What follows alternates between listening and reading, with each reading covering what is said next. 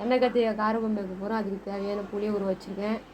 கடுகு வெந்தயம் தாளிக்க, மிளகாத்தூள், தனியாத்தூள், மஞ்சள் தூள், உப்பு, கடலைப்பருப்பு, மிளகு, சீரகம் ஒரு அரை டீஸ்பூன் வச்சுருக்கேன். கத்திரிக்காய், கருவேப்பிலை, கொத்தமல்லி, தேங்காய், பூண்டு, வெங்காயம், தக்காளி, ஒரு தக்காளி ஒரு வெங்காயம்.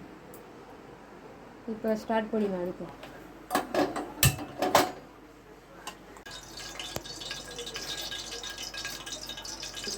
கடுகு வெந்தயம் கொஞ்சம் போட்டுக்கிறேன். கொஞ்சம் தாளிக்கிறேன். கடலைப்பருப்பு, மிளகு, சீரகம்,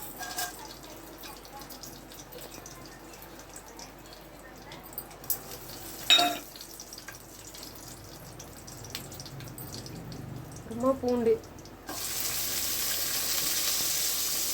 அப்புறம் தேங்காய்,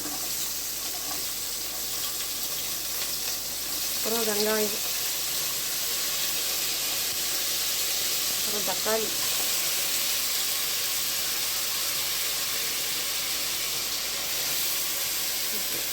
இதே போடக்கூடாது, தனியாக வதக்கிடாம இதை வதக்கி வெங்காயம் தக்காளி எல்லாத்தையும் போட்டு வதக்கணும். இது கூட மிளகாத்தூள், தனியாத்தூள், மஞ்சள் தூளும் போட்டு வதக்கணும்.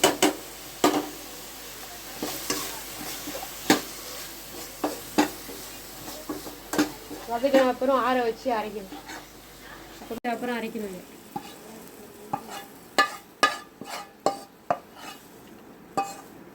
எண்ணெய் ஊற்றிக்கணும். 2 டேபிள் ஸ்பூன் எண்ணெய், 3 கூட ஊற்றலாம், போதும்.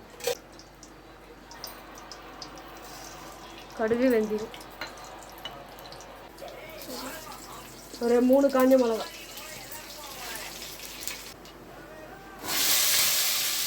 கூட கருவேப்பிலையும் ஊற்றணும்.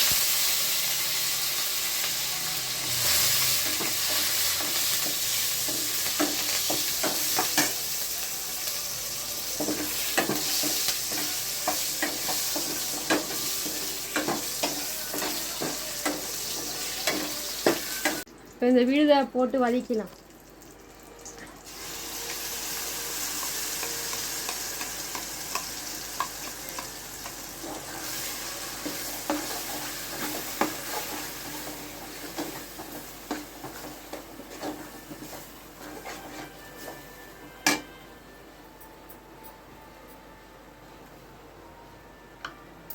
ஊற்றிடணும்.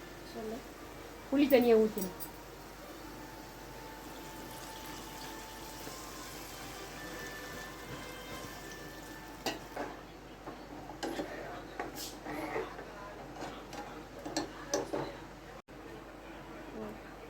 இப்போ தேவையான அளவு உப்பு போட்டுடலாம். ஓகே, கொத்தமல்லியை தூவிடணும்.